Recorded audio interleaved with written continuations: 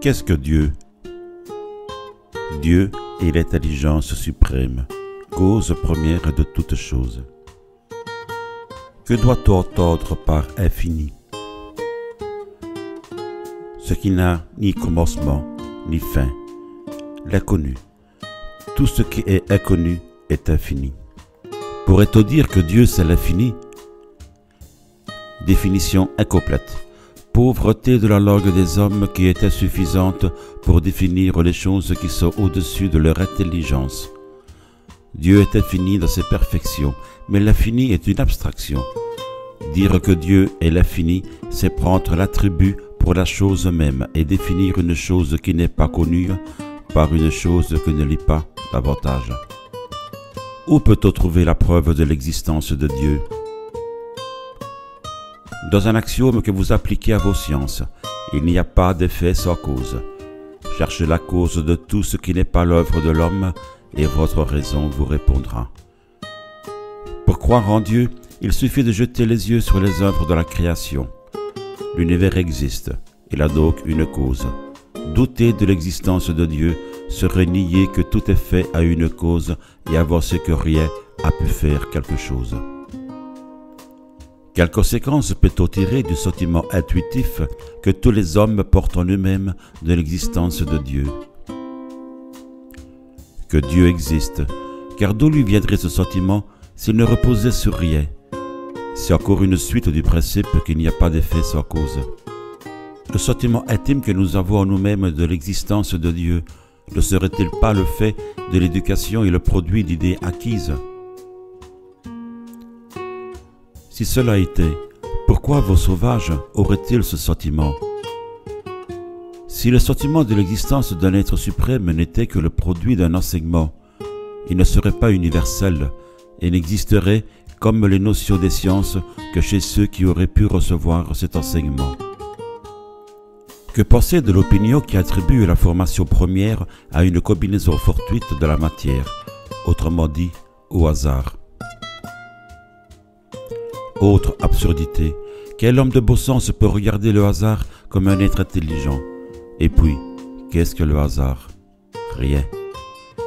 L'harmonie qui règle les ressorts de l'univers décèle des combinaisons et des vues déterminées, et par cela même révèle la puissance intelligente.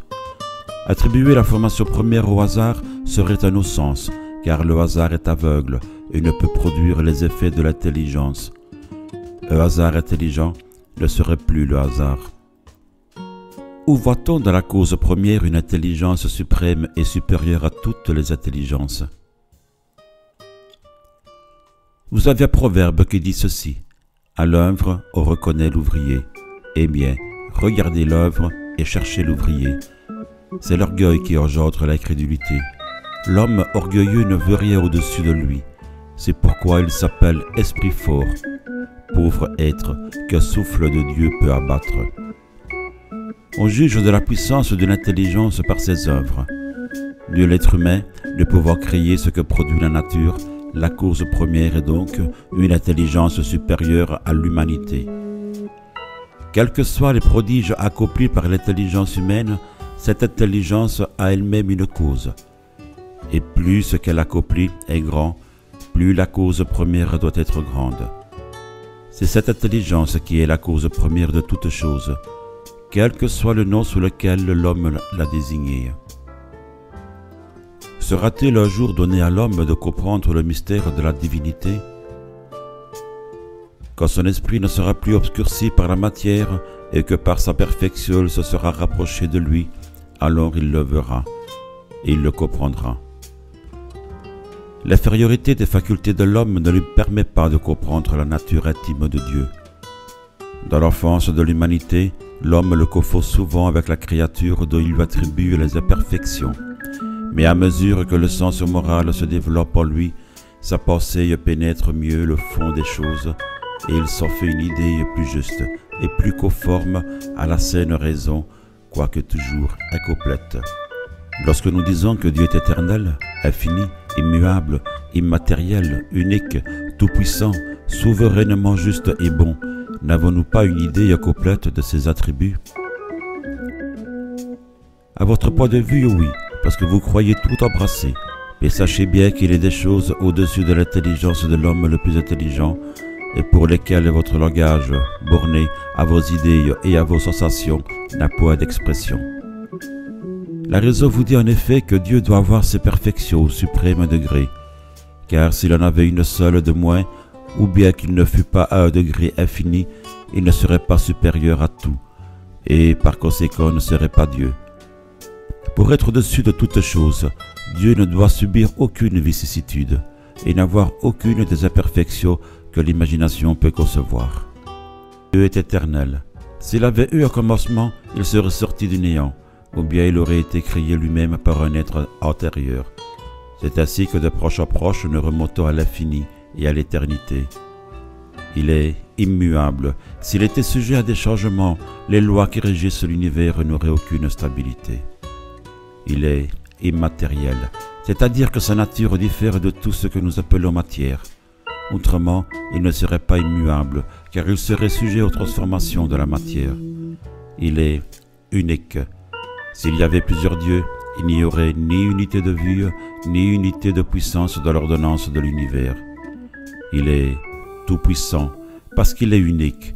S'il n'avait pas la souveraine puissance, il y aurait quelque chose de plus puissant ou d'aussi puissant que lui. Il n'a pas fait toutes choses, et celle qu'il n'aurait pas faite serait l'œuvre d'un autre Dieu. Il est souverainement juste et bon.